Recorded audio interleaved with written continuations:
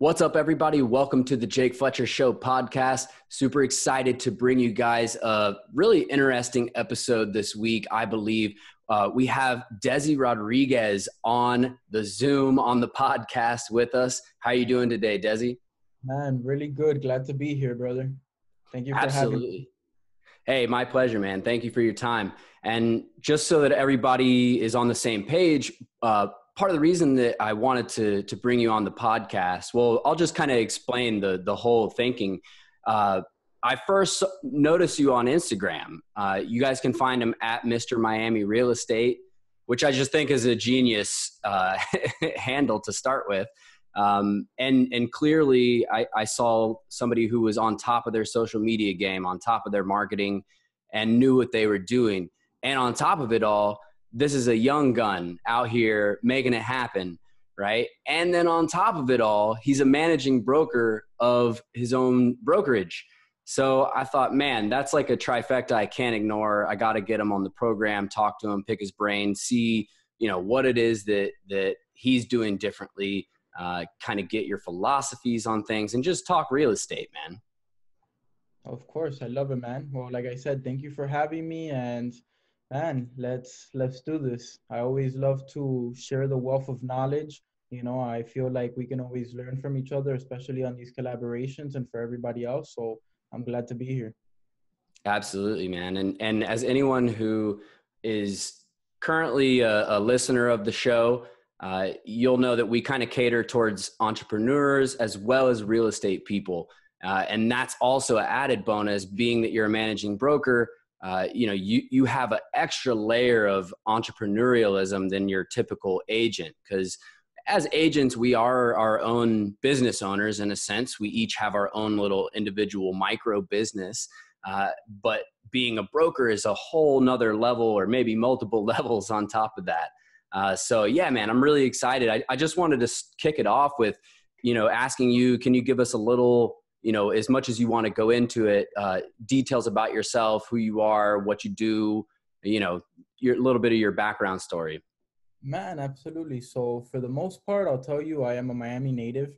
My family is Cuban. I was born and raised in Miami. I've been here my entire life. I'm very proud of that. I love it. I don't think I would ever go to any other city.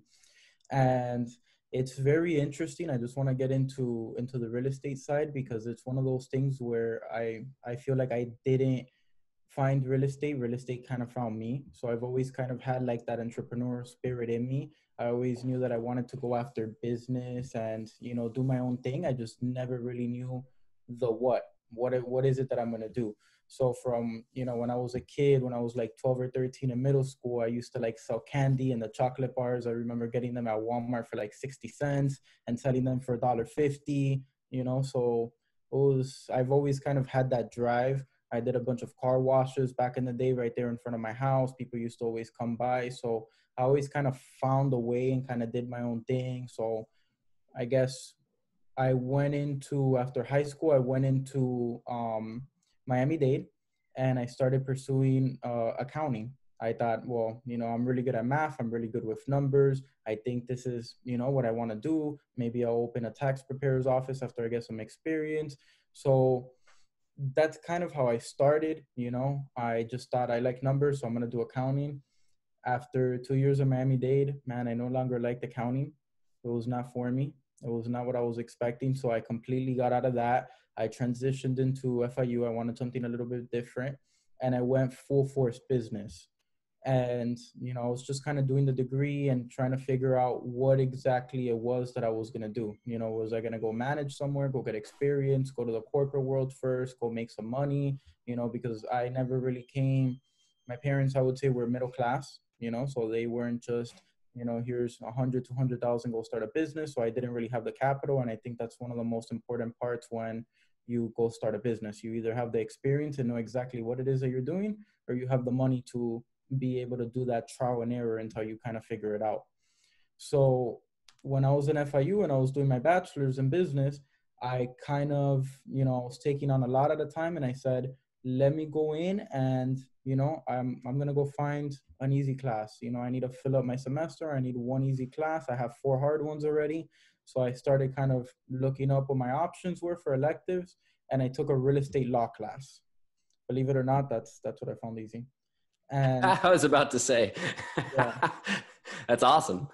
phenomenal professor, man. She's really good, and she's actually an attorney. I had her again. I actually did my master's in real estate later as well. I had her again. We're still in touch to this day, and it was phenomenal because for every single course, if we were covering stuff about surveys, residential loans, commercial loans, regular transactions, whatever the subject matter was, she brought someone who was in that field and did that the day to day to come talk about real estate and what it is that they do, so that we can kind of enhance the learning with that kind of real world experience. Mind you, this was an undergrad class, so it was very shocking to me to have that kind of experience, because it's not typical. Usually you go to college and you get the book lectures, but you don't necessarily get the real world experience. So she was really good at bringing that in there. And man, that's kind of when my life changed. The next semester, I got a real estate license. I declared a double major at FIU in real estate. And man, here we are about 6 years later. That's awesome, man. I love that story from the hustling from day one with the chocolate bars to kind of almost accidentally discovering your love for real estate. I'm curious because I feel like I don't meet a lot of real estate professionals who actually majored in it in college, or double majored. And you correct me if I'm wrong. You have a degree or a master's degree in international real estate. Correct. What's that like, studying real estate in a collegiate setting? Is it similar to, in terms of just the pure academic side of it, is it similar to studying other types of business in a collegiate setting, to your knowledge? And go ahead. No, so I was gonna say, for the most part, it actually is. It's very similar as if you were gonna go do, let's say, a specialized master's in marketing or any other business subject. So it's like a specialized MBA, so to speak.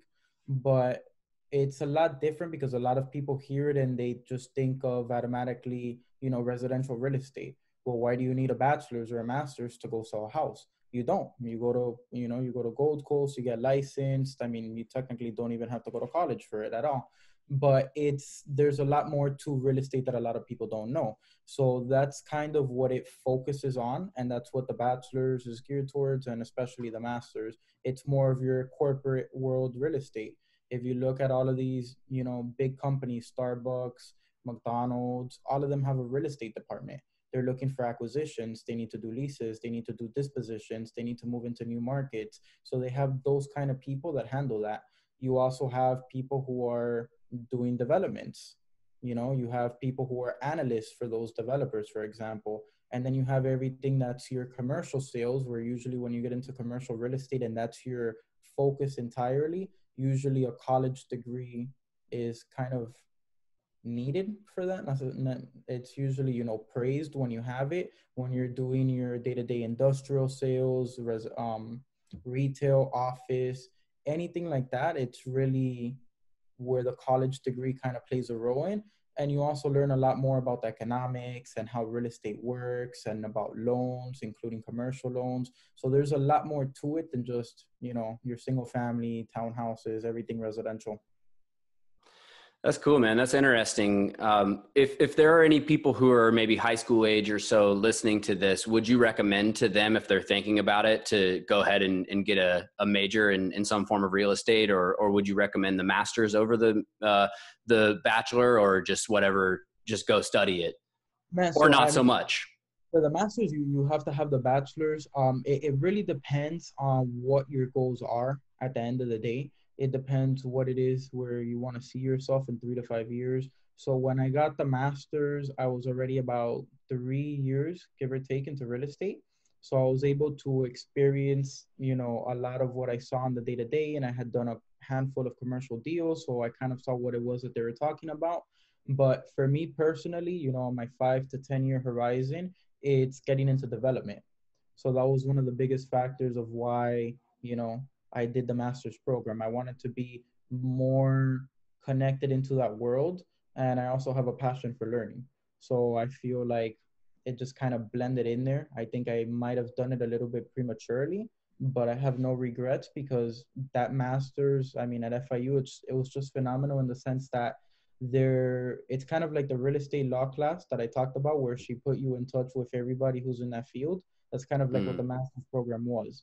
And I had so many doors unlocked, and I can easily say that it's been paid back from the deals that I've closed, from the network that I've been able to acquire from the master's program. That's really cool, man. And I'm sure a lot of the people listening to this can relate with that innate desire to learn and always being a student. I know I definitely can. How far along are you, or how close are you to that goal of getting into developing? Man, very close. So we actually closed on our first lot. It's a little baby lot in Opalaca. We finished it about 2 weeks Congrats. ago. Thank you, man. And right now we're in the process. We put the architect on hold because we believe that we're going to be able to get an easy variance. Originally, we're going to do a little 1,300 square foot single family home there, but we're looking to see how feasible it is to just do a quick variance, because we obviously don't want to hold on to it for, too long, to be able to do a 3 or 4 unit property in there. Okay. And for anyone listening wondering what a variance is, it's asking the zoning department to change what can be built on the land, basically. So that's cool, man. That's awesome. So you're looking at like a triplex or a fourplex for that? Yeah, that's what we're hoping for. I mean, that's what would make sense. I did, different analysis, and I mean, for the duplex, honestly, I'm better off just doing the single family home. But if I could get 3, 4 units to fit in there and they allow it, that's gonna increase the profit level. That's really cool, man. I wasn't even expecting to get into this because I didn't know that you were delving into developing. In fact, this is the first time we've spoken in person other than messaging back and forth.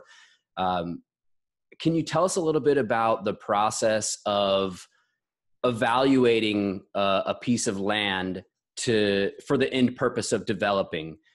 What are the things that maybe are different from regular real estate investor evaluating a deal? What are some of the things that you're looking for? Just freestyle on that, I guess. Man, so I would say that there's many different ways to do it, and I guess that the way of developer to developer, it's gonna really vary.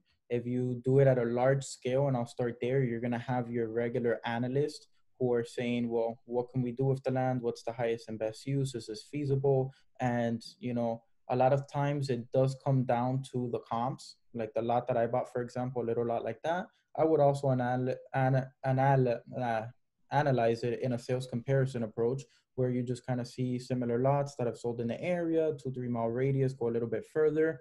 But if you get into more complex projects, you start looking at what's going to be my profit, how much money am I going to make, how much time is it going to take me to build, how long am I going to have to hold this for, and how long or how much money can I end up making. And if it's different components of it, how are those markets right now? If it's a mixed use project, like if you're going to do something that's retail on the first floor and then you have like the condominium on top, very popular nowadays, you really have to be careful because you're dealing with different types of real estate.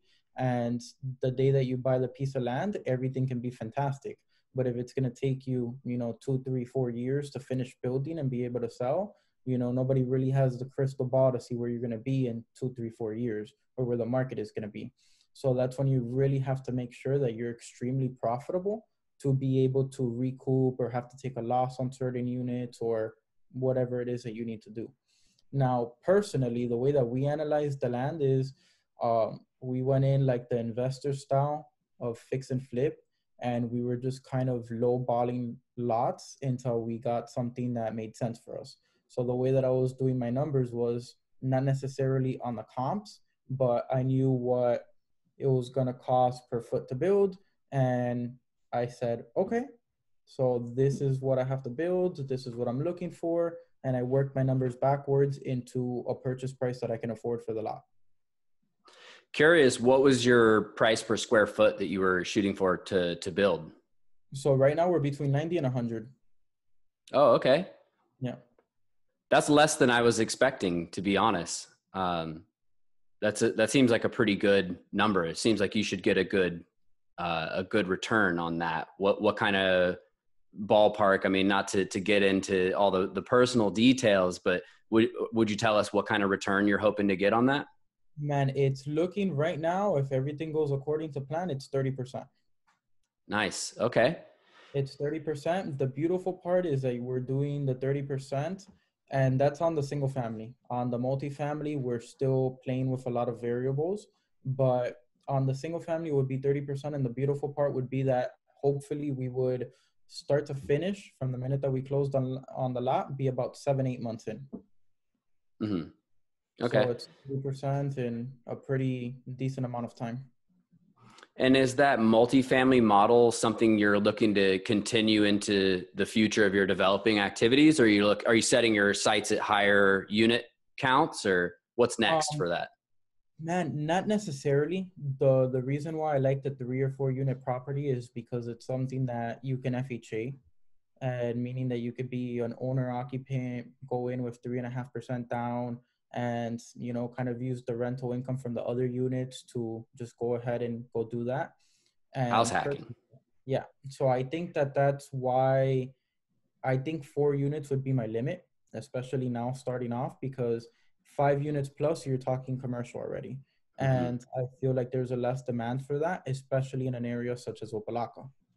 So it's one of those things where I don't want to get caught with something in my hands, especially the first project. So I have done a couple fix and flips in the past with my partner. They've gone phenomenal, but this is a whole different animal, a whole different beast. So I'm trying to be as cautious as possible. So it sounds like what you're saying is you'd rather deal with something that's more of a sure thing that you're going to be able to resale quicker versus something that's going to have a smaller pool of potential buyers that might take longer, even if the numbers are larger at the end of the day. Right. So I think where I'm at personally is one of those places where I just kind of want to get in and get out. I don't, my capital's on the line. I can't say that I'm going to go do another 2-3 projects. I need to recoup my capital to be able to go to, another development or whatever the case may be. So I just want to get in and get out. And the other thing is, if anything were to happen where I can't get rid of that 3 or 4 unit property, I can always FHA it to myself. I can always refinance it or sell it to myself from the corporation that I have it in. And I could be the end buyer and then, have a nice little 3-4 unit in Opalaca. So I have, multiple escape plans. And I think that's what everybody should have when they're getting into one of those potential opportunities. That is so awesome. Everyone should rewind like 30 seconds and listen to that a little bit again. That escape plan, that's so important, especially in such a volatile market as we're in right now.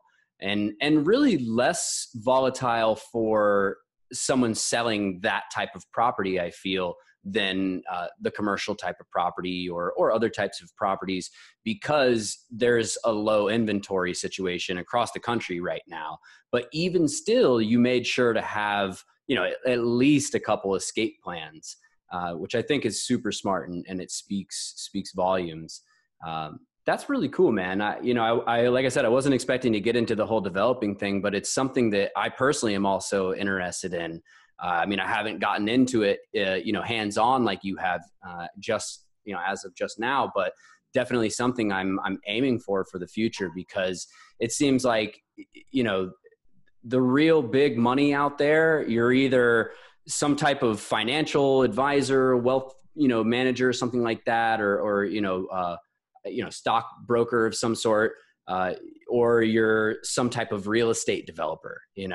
There's a few other ones, of course. You got your lawyers thrown in there, your specialist surgeons and things like that. But a big chunk of people who are really wealthy are real estate developers. You meet more, I don't really know the numbers, but anecdotally, I guess, the real estate developers I meet tend to be in a different wealth class than most of the realtors that I meet. Do you find that to be true?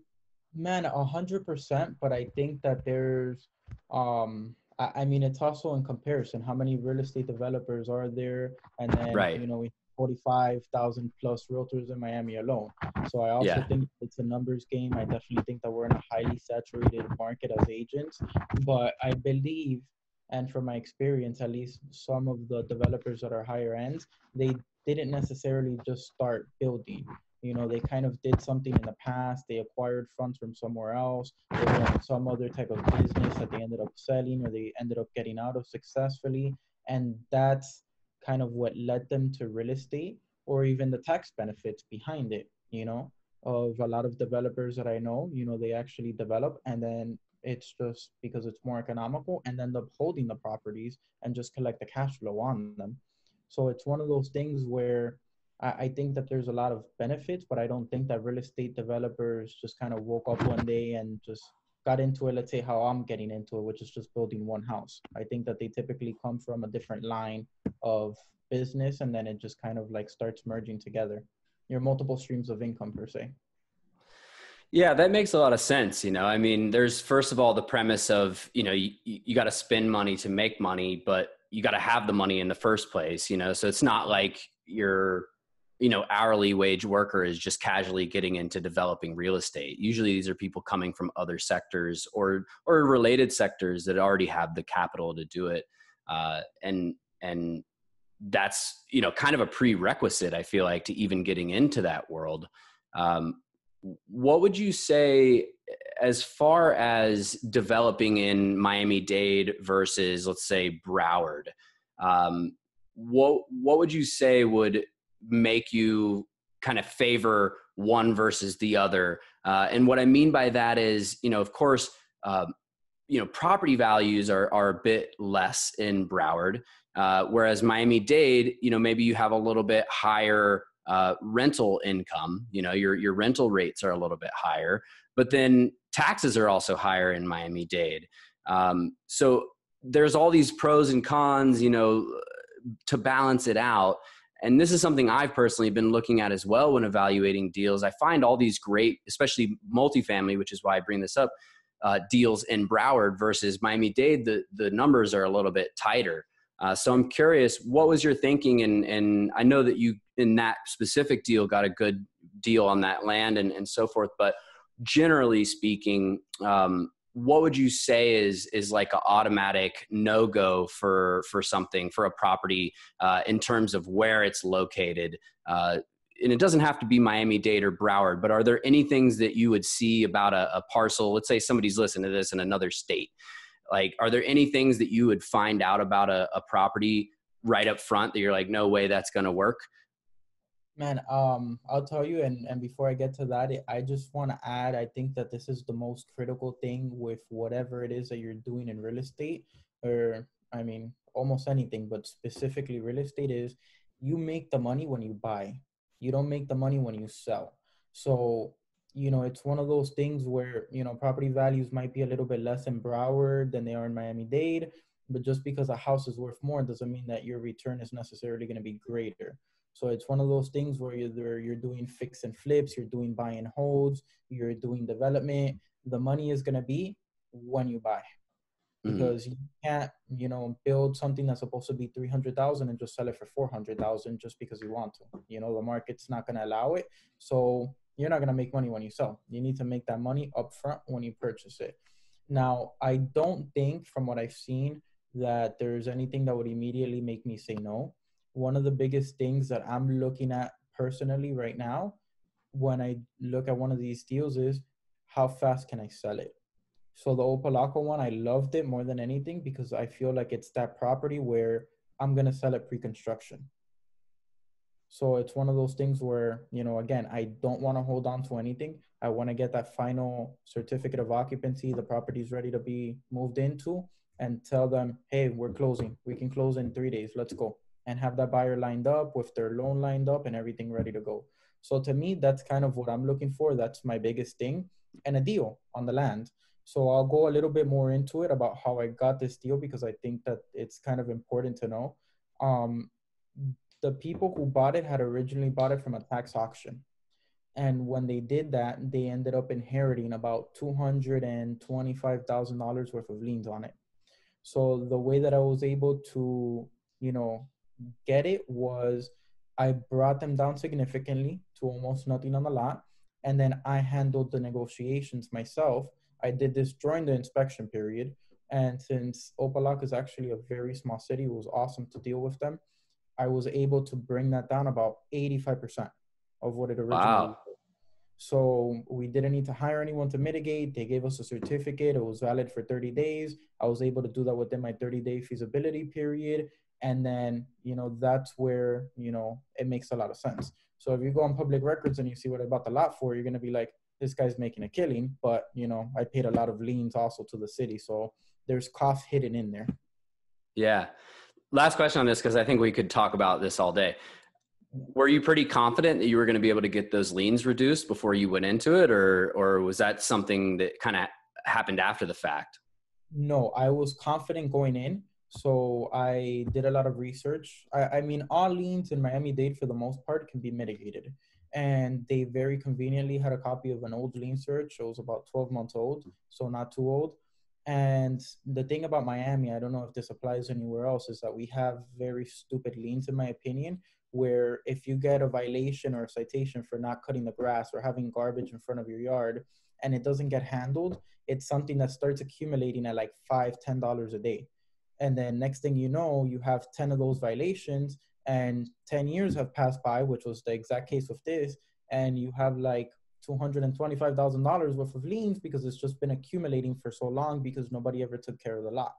So Right. that's why it's so easy to, negotiate those particular liens, because the city never really had a cost. It's just kind of been accumulating for no reason.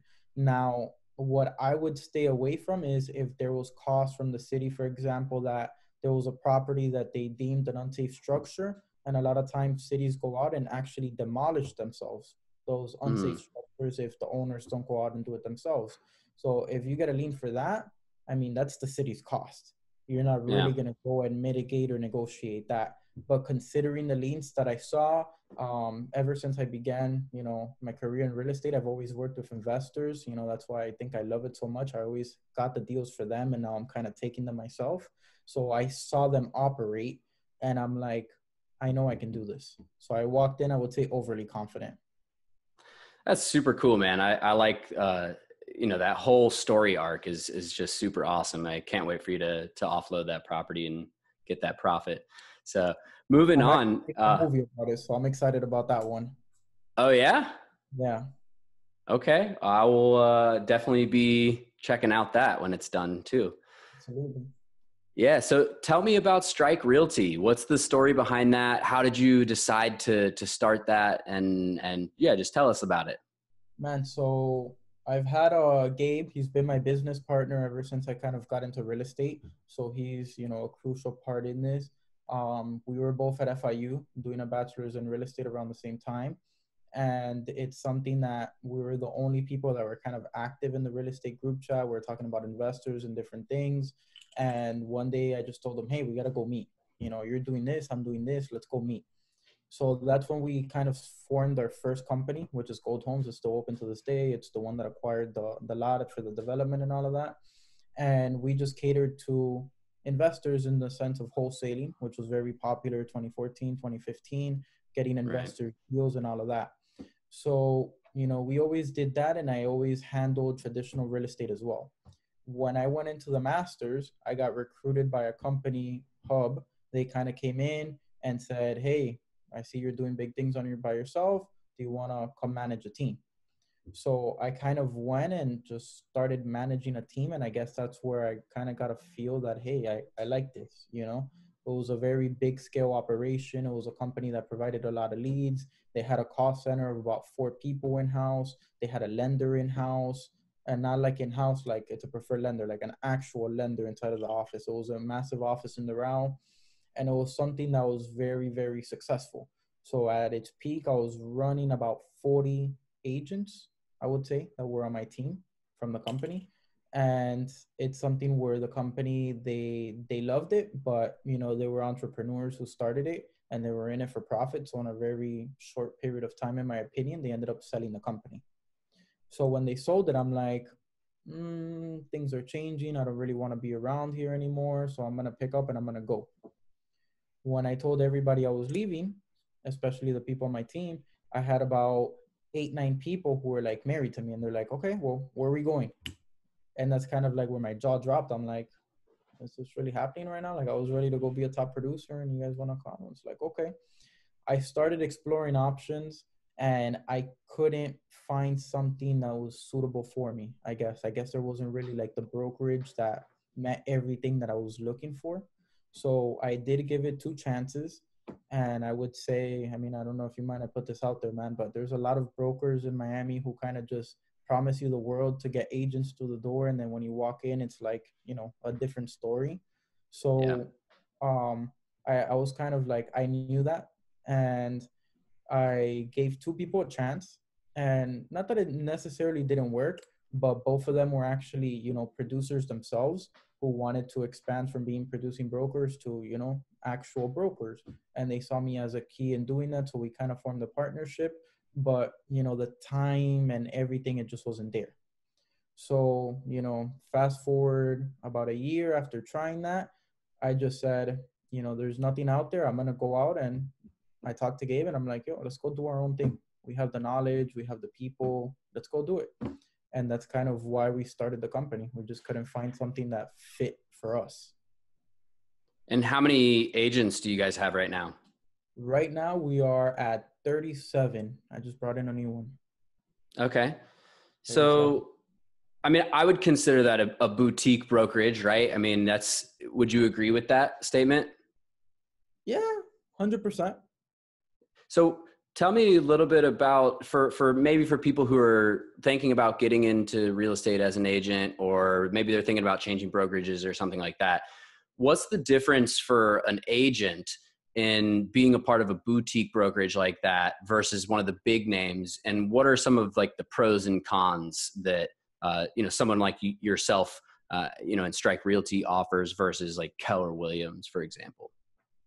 Man, I think that the biggest thing on the boutique side is you kind of have like that family feel, because you don't have like that extreme number of agents. When you're one of those big name companies and you have, triple digit agents, 300 agents in an office, it's impossible to know everybody on a first name basis. Like it's just not realistic. It's not realistic to sit down and have a conversation with everybody once a week, or a Zoom call with everybody once a week.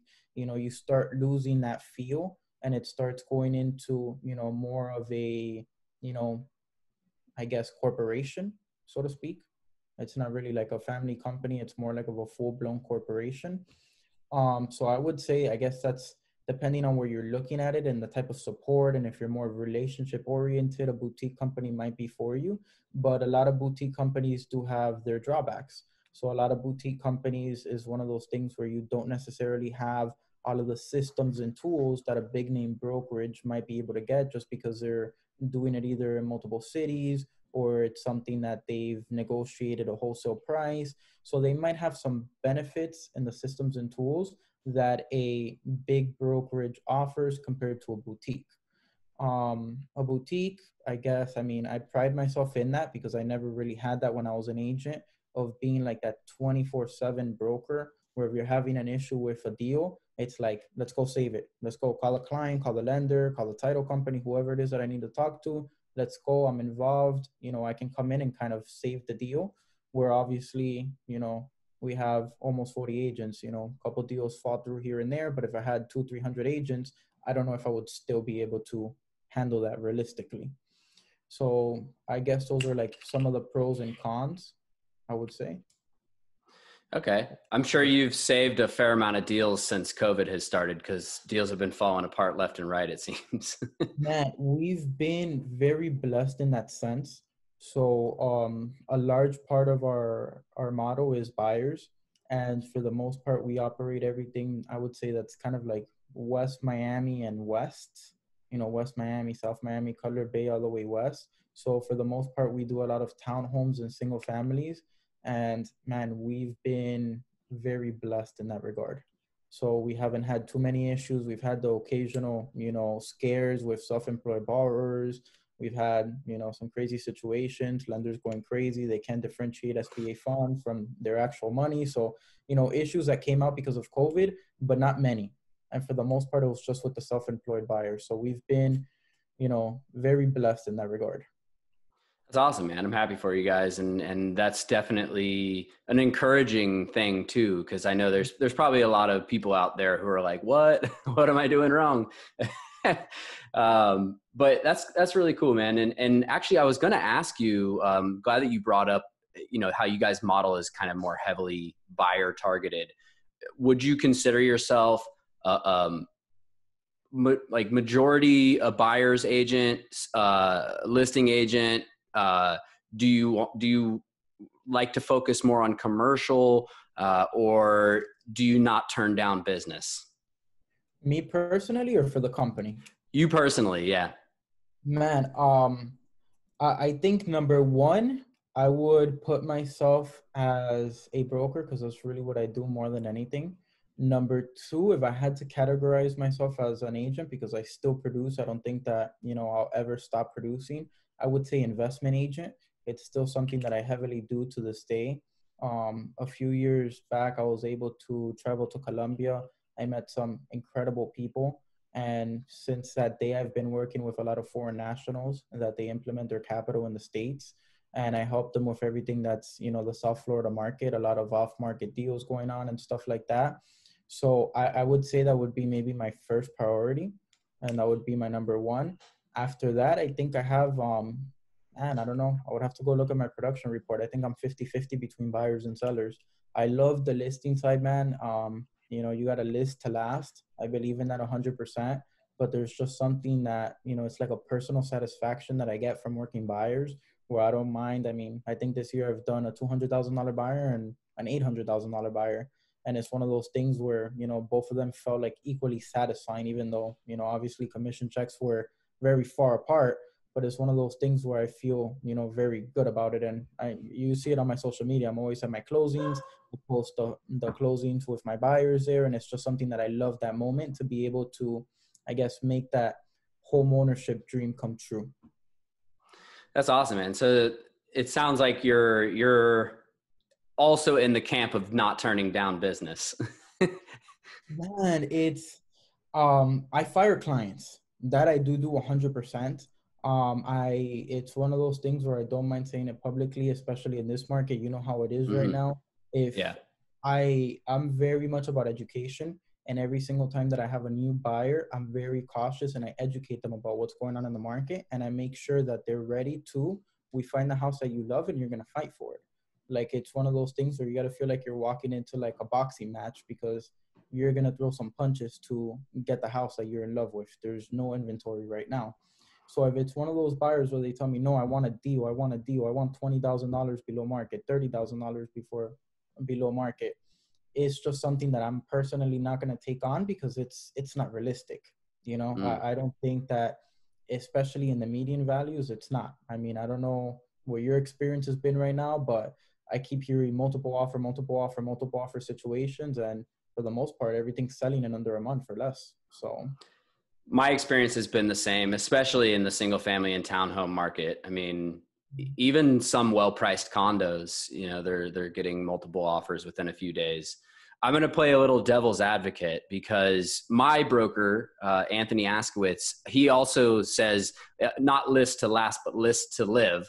And he's a listing agent. He's only worked with 2 buyers this year personally, which he has a whole team. He has buyers agents and stuff. So right. albeit, but if he were in this conversation, or maybe I won't put words in his mouth. Well, I'll just play devil's advocate from the listing agent's perspective. I would say, well, if you focus only on investors, the time it takes to, find something for an investor because they always want a property for 70 cents on the dollar. By the time that you have spent to take the time to find them something, you could have done 3, 4, 5 other deals. Do you find that to be maybe not necessarily exactly true, but do you find that investors take a little more time?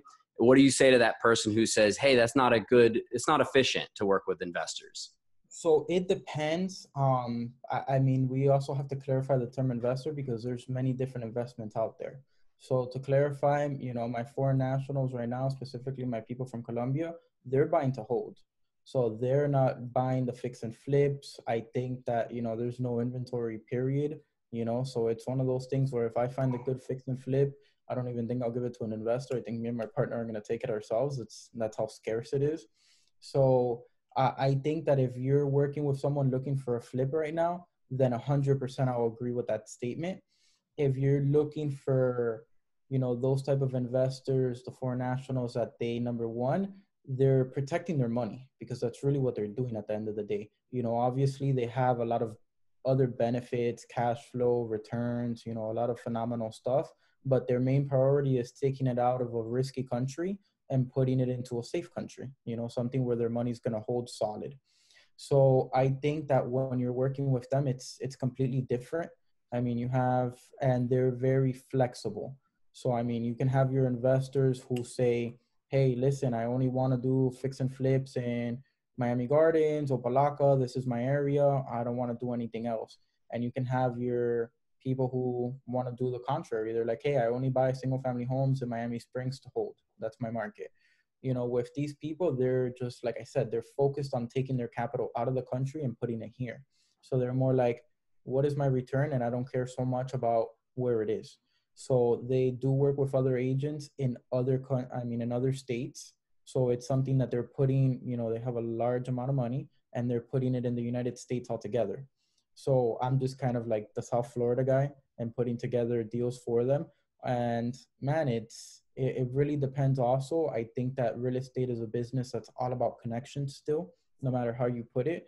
And since I've been doing the investment world for so long, I know who to pick up the phone. I know who to call. People know that I'm the person to bring the deals to. So, I would say 80 to 90% of those deals that I'm doing with the investors never hit the MLS. They've never hit the market. So, it's a lot of behind the scenes that nobody really knows about. And that's a good thing to have. Yeah. That's cool, man. I mean, that's another subject I could probably talk to you about for a long time, but I want to get some other things in there. I wanted to talk to you just a little bit about real estate, social media, technology, marketing, what's going on in those spaces right now as it relates to agents and brokers, real estate professionals, and how it also benefits clients. Especially the tech and marketing side of it. But you're somebody I would say, if you're not an expert on social media, you're pretty damn close because, your social media presence is on point. So maybe if you could give me a little about your thoughts and philosophies on social media as it relates to real estate professionals first. Man, I'll tell you, social media is something that is constantly changing. It's one of those things where I feel like it's always a trial and error, especially if you're trying to get the engagement. You always have like the main platforms like Instagram, for example, coming up with something new. And I feel like it's one of those things where um, they have that saying, which personally I believe it to be negative, which is, don't jump on the bandwagon just because you see people doing something doesn't mean that you should go do it.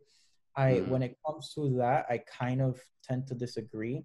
I feel like if you're one of those people that are there early on, like for example, with the case of TikTok, I know quite a few agents who have done phenomenal on TikTok and have been able to redirect that traffic to their Facebook or their Instagram pages where they can be a little bit more educational, more direct to the point. So I think that crossing platforms is very important. And I think when something like TikTok comes out or Instagram Reels that recently came out, it's one of those things where you have to kind of jump out and take advantage of it, because that's how you're more likely to be found. And it's going to be one of the biggest benefits to your business as well.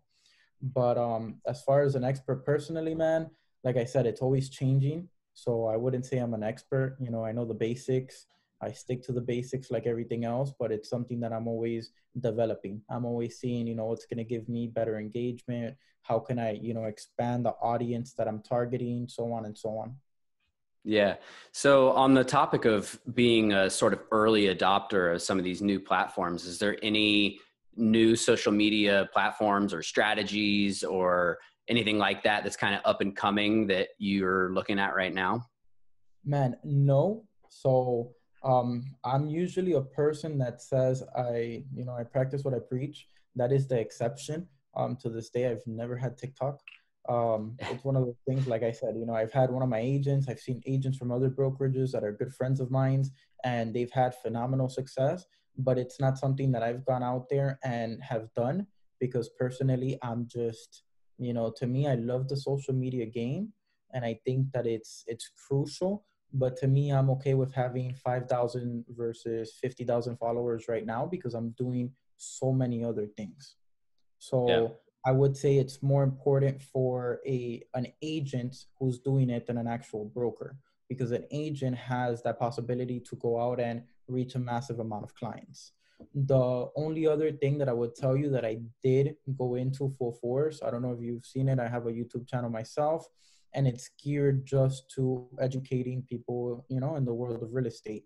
I think what you're doing is incredible. That's why I wanted to come on here, Thank you. because to me, this is the future. This is something that, we had this interview, for an hour, however long it's going to be, and it's going to be around always. People could come see it at any time. You could be sleeping, somebody can be watching it and said, oh my God, I love your show. Hey, how can we work together? Hey, I have this business opportunity. It's something that's always in the background. And that's what I love about video. I think video, especially in the real estate world, is something that took a very long time for people to adapt to, and they still haven't.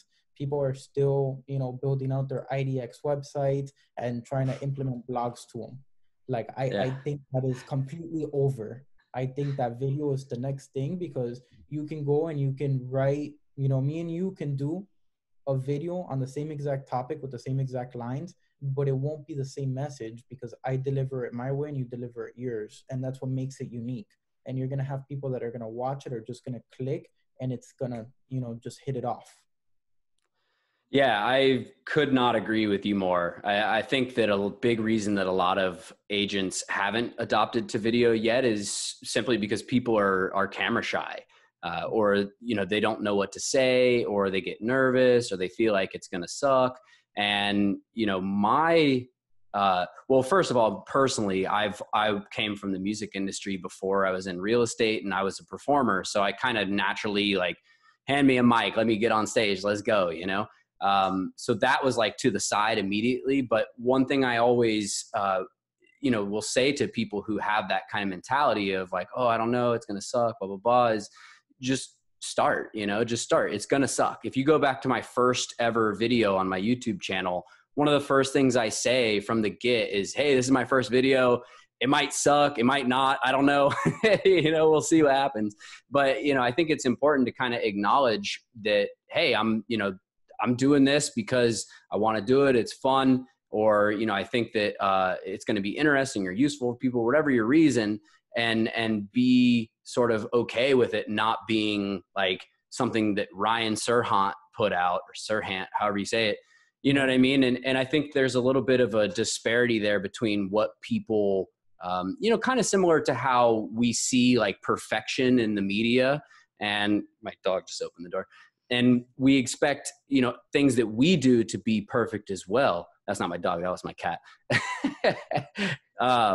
But yeah, I think that people kind of get that mentality as agents too, where they think, oh, if I can't put out something that looks like something that, a Ryan Serhant, to continue using him as an example, something that he puts out, then, it's not even worth doing, or people aren't going to like it. They're going to think, bad things or whatever, and I think that's just BS. I think that the most important aspect of video is it gives the viewer a chance to connect with you in an authentic way, because you're going to have people who connect to you more than me, and vice versa. And the best way to filter that out is video, because you hear me talk, you hear the things I'm saying, vice versa, and you get a feel for what somebody's like before you go and reach out to work with them.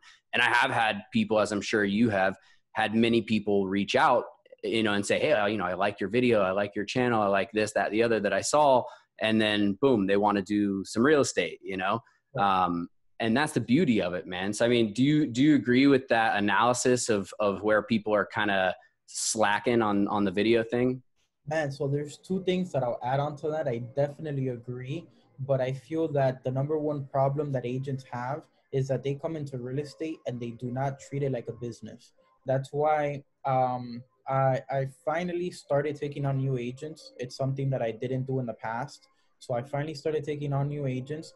And the first thing that I do with new agents is a business plan, because you don't know what you have to do until you don't know where you want to go, until you don't know if you want to be a top listing agent, if you want to do rentals, if you want to do luxury, if you want to do commercial, until you don't know exactly, or at least have an idea of where it is that you want to go. How can you make a plan? How can you start doing there? How could you wake up in the morning and know I got to make this many phone calls, or I should be going out and door knocking, or what is it that you should be doing? So I think that that's the biggest problem that, agents have. And to get into that is that that's why they don't focus so much on the marketing, because to me, video is always marketing. It's very educational for the most part, but it's also marketing. And it's the problem that they all have, whether it be with direct mail, flyers, or I don't want to go door knocking, I don't want to do video. It's all the same concept. It's not going to be perfect, like you said, but we're in an industry where I would say we're pretty blessed. If we reach 1,000, 2,000 people and only one of them works with us and one of them closes a deal, I mean, man, that could be a 5, 10, 20, $30,000 commission check. Like, it's beautiful. So you don't need everybody to like it. The majority of the people don't even have to like it. Just go out, find your audience, and those are the people that you want to keep engaged. Everybody has a different niche. Everybody does something different. And I say, just like you said, be authentic, be yourself, and just get it done. Yeah. One thing I like about the video side of marketing yourself as an agent is to make a video and make a YouTube channel and go post your video on your YouTube channel costs you exactly $0.00. Is 1,000% free. And to that end, I think people are really missing the boat on it, because they'll go ahead and spend, who knows, untold thousands of dollars on marketing, or, paying someone to engage with people on Instagram and stuff like that. But then when it comes to doing something they can do for free, it's like, I don't know about that, So to kind of switch flip the script, but similar topic in terms of video and marketing and stuff. What are some ways that the consumer benefits from agents who are on top of their tech and marketing game, whether they're sellers or buyers or investors or whatever? Man, for the sellers, it's one of those things where I tell you, you need to have, as a seller, you need to have an agent that's active. I've sold deals through social media. I've sold deals through my YouTube channel, even indirectly. It's one of those things where I feel it's critical, because I feel like when you have that person out there, not only can they get more eyes in front, more buyers to be looking at the property, but I also feel that they have a little bit of more creativity. Since you're playing with a lot of different things at the same time, you have a little bit of more creativity of what works and what doesn't. And that kind of gives you that unique perspective of how to sell homes. Now, again, I'm not talking about your $300,000 cookie cutter townhouse. Here we're talking a little bit maybe more about luxury and that kind of thing. Or when we're in a buyer's market, the complete opposite of what we're in now, that's kind of what you need. On the buyer side, man, it really depends. I'm sure you know about the clear cooperation policy that we have now, where you cannot advertise as a realtor, properties that are not on the market, or they're not going to be on the market within the next 24 hours. So before, I used to have properties that I would put up a week before I did the photography, anything like that, and we would hit it off and sell it with an agent that I had on Instagram or Facebook, and vice versa. So that really kind of helped, and we were able to get those off-market deals. But for buyers now, man, I don't really know how much the social media helps. Let me phrase it a different way. Do you think that it's beneficial for a buyer to work with an agent who is equipped to do like virtual tours, or they know how to, kind of like they know where to find the Matterport, thing, and a little more tech inclined, I guess? Man, I think that it's crucial. I think that we're leaning to that more and more every single day. And it's not only on the things that, benefit them directly, but it's also in getting information about the property. For example, I still see so many agents who put on MLS a condo legal townhouse, and they're selling it, and they're trying to sell it as FHA when, you could do a spot approval now, but you can't just go and do a regular FHA on that condo, even though it's a townhouse. So I think that, you definitely have to have a tech savvy agent not only for the obvious points like you just mentioned, but there's a lot of little things that go behind the scenes that having a buyer's agent that's techie savvy, knows where to find things, it's really going to make that experience, that much better for you, even if you don't know it. Because sometimes we do things behind the scenes and we save the clients and they don't even realize it. Like when we send properties, like we know things that just won't work and it's like, okay, next. It's kind of like we're saving them and they don't even know it. So there's a lot of times where we're super and they Hey, don't even know it. sorry. No worries. Just being a dog, Yeah, man, I find that to be extremely true. Hold on a second. Hey, Cora. Sorry. So yeah, I find that to be so true, man. Like 99% of the time that I save my clients from some headache or something terrible or whatever, they had no clue, and sometimes I just think, man, if people only knew, half of the stuff that we do in the background as agents, we wouldn't have this sort of, I don't know if it's a cliche as much as it's just a general misconception of realtors that like, oh, all realtors do is just open doors and, I'll tell you that's a South Florida thing. 100% it is. I don't think that applies to a lot of other states. There's quite a few states. I've done a lot of networking from agents all over the place, and there's states where realtors operate just like attorneys.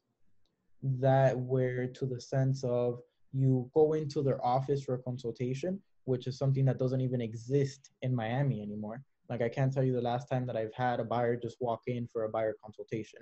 Like now everybody just wants to go, let's go see a house, or no, tell me what I need to know over the phone.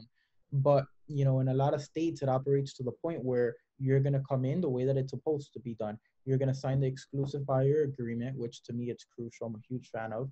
And they even go to the extent of giving a retainer to the agent that they're guaranteeing that they're going to buy with them. Just like you would go and give a retainer to your accountant, to your, to your attorney. It's one of those things where I think that it's completely different. And I don't know why South Florida has that notion. I think that it's just, maybe because we're highly saturated. It could be because, I mean, personally, if it was up to me, I would maybe make the barriers of entry a little bit harder because you do have part-time agents, like you have investors who have their real estate license. And I think maybe that's, why there's kind of a little bit of a misconception. But, I don't think that people like you and me who do this on a daily basis full time, we should be falling into that category. Yeah. Yeah, I completely agree. I couldn't agree more. I mean, I think that, like you said, there's like 45,000 something, or who knows, maybe even more agents in South Florida. And, some of them that's not even their job, that maybe they have a spouse who provides the main income and they do it part-time, or, maybe they don't even do a transaction, every year. They just have the license just in case and stuff like that. And I think a lot of those kind of part-timers give the rest of us, I don't want to call them out, but kind of give us a bad name, because a lot of stuff that I've personally encountered, from other agents, again, not to throw anyone specific or throw people in general under the bus, but a lot of things I've encountered are not congruent with what you described, with how in other states people will walk in for the consultation, you're on retainer, et cetera. And I think that element of professionalism is missing with a lot of people in South Florida. But on the other hand, it's great for people like you and I because it helps us to stand above the crowd. 100%. And I can tell you, I've broken up quite a few families, especially when I did nothing but buyers. And I mean, everybody has like their cousin or their aunt or somebody that has a real estate license. And I've been to some very awkward housewarming parties because they ended up inquiring on Zillow, Realtor.com, wherever I was buying leads from. And they just, I gave them, free information. I educated them because I saw them lost. They worked with me. And man, those are clients for life now, even though that they have someone in the family who does it but doesn't do it. They have the license and they're just like, yeah, I'll help you.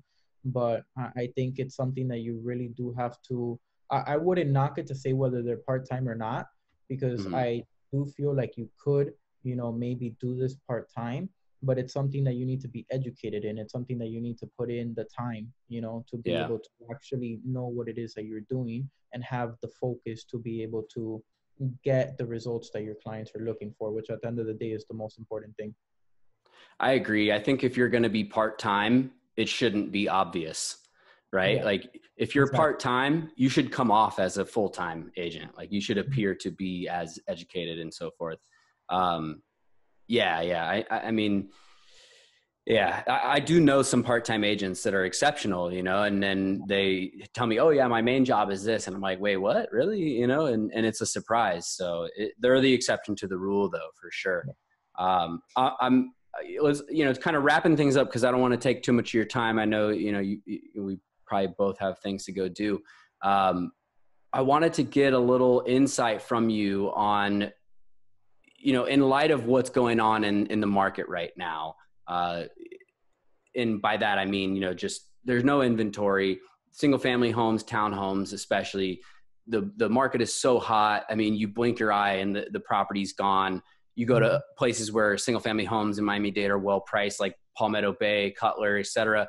And you get like 40 offers on a house, and people are going above list price, cash offers, waiving appraisal and inspection and stuff like that. What do you foresee, and I don't expect you to have a crystal ball, but I guess more of just a discussion along the lines of like Occam's razor, the most likely scenarios. Like how do you see all this playing out in the near term and, midterm, or however far long term you want to go with it? Well, I'll tell you this much. I'm the first person to admit when I'm wrong. So when COVID started, after we went into the lockdown that we had, a couple weeks in, and I kind of got enough time to see what was going active on the market. And I guess that's a benefit of being a broker because I have, a bunch of agents feeding me information. It's just not what I'm seeing directly. So, I have a bunch of people, boots on the ground, and I'm learning. My prediction was, and I actually did a video on this, everybody was saying back in the time, everybody said the market's going to crash, nobody buy this, that, and the other. My prediction was that we were possibly going to head into a buyer's market. I said, right now, there's not a lot of inventory, and it's something that pre-foreclosures, that once they start accumulating and all the banks start doing the foreclosures, and once these landlords who have the tenants who are not paying evicted and they get out, I predicted that the market was essentially going to be flooded with inventory and was going to cause, maybe a little buyer's market, the opposite of what we're in now. Obviously, I was completely wrong. So the reason that I'm getting into that is because honestly, at the point that we're at, I don't know. I don't think that how hot the market is, that it's necessarily healthy, because interest rates are ridiculously low. There's a lot of money out on the streets. It's something that a lot of people have, the potential to buy. I think there's probably 10 buyers plus for every median price single family or townhouse. And it's one of those things where it's concerning because we reached the point of escalation in the sense of exactly what you mentioned. There's no appraisal contingency that are being used on a lot of times. We just put up a property for 350 in Country Walk in Kendall. And it was one of those things where we received about 14 offers. Four of those offers were $5,000 above whatever the appraised value was, and another five offers were between $5,000 and $10,000, and that's what the offer ended up being accepted was $10,000 above whatever appraised value was. So it's one of those factors where if you keep that up too long, that's a concern because then the properties are appreciating, in my opinion, a little too quickly.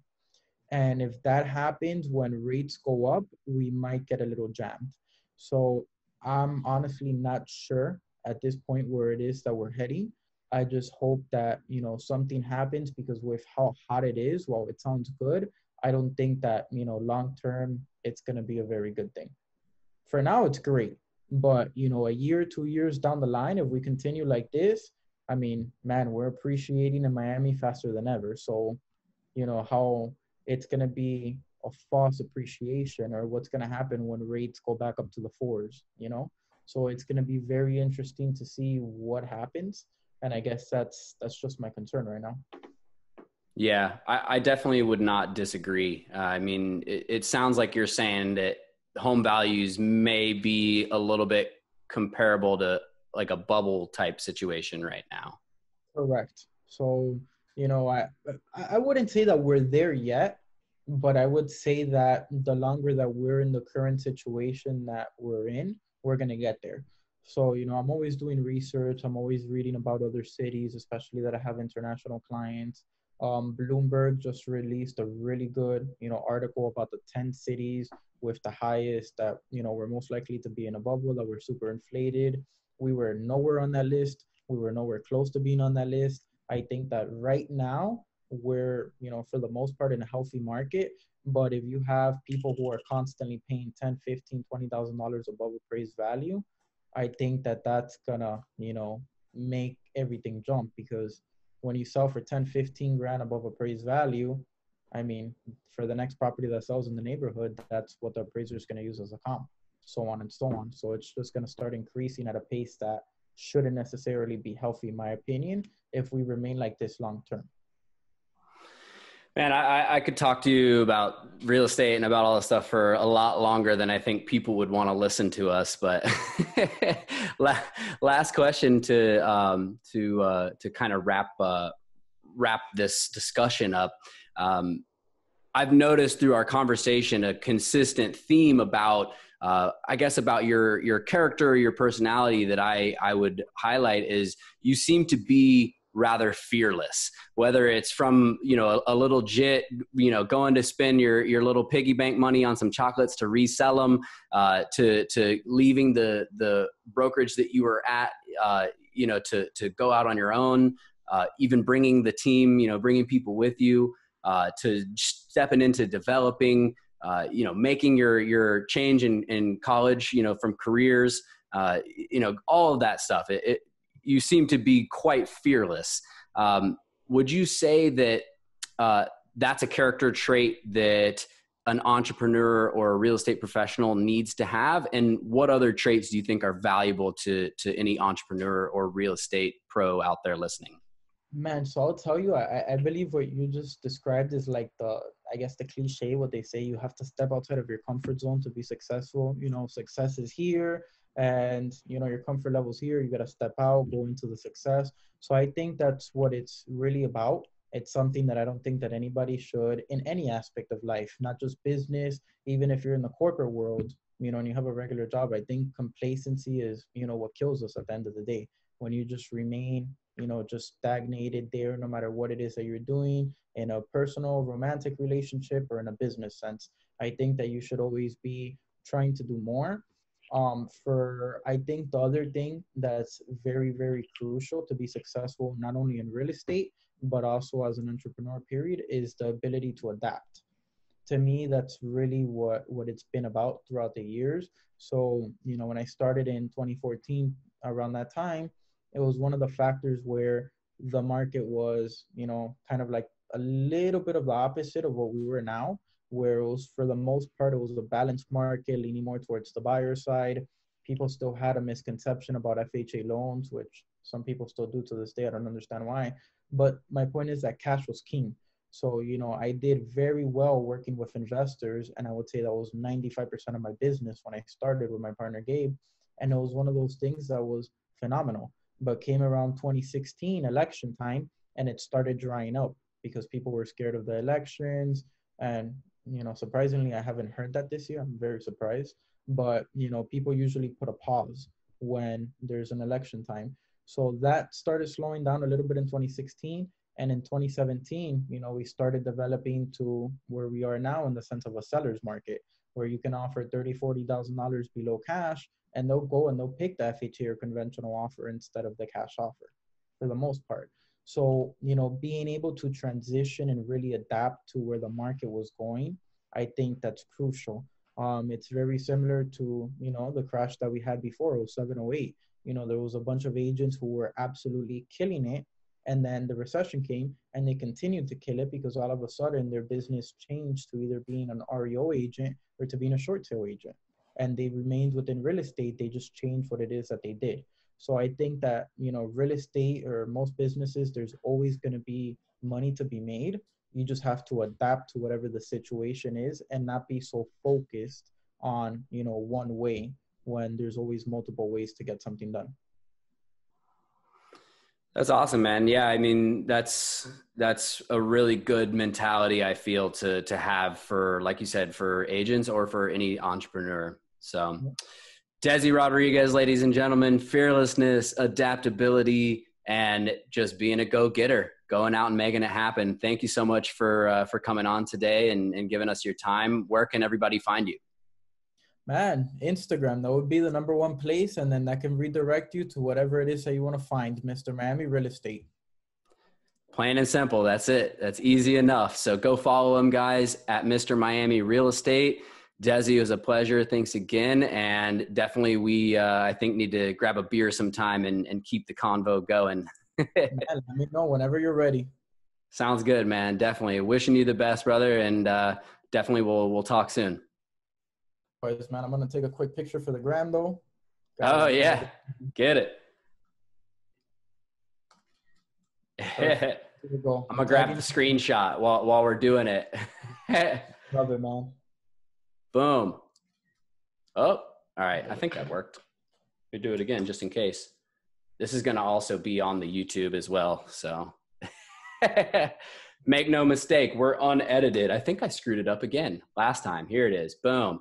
Screenshot selfie. All right. That one worked. Cool, man. Good stuff, man. Well, yeah. Thanks again, brother. And definitely looking forward to talking to you again sometime soon. And let me know when that movie drops on your development of the fourplex. Sure. I'll give you the sneak peek. Don't worry. I'm ready for it. Definitely. All right, brother. Brother. Thanks so much, man. Have a good one. You too, man. Bye. Peace.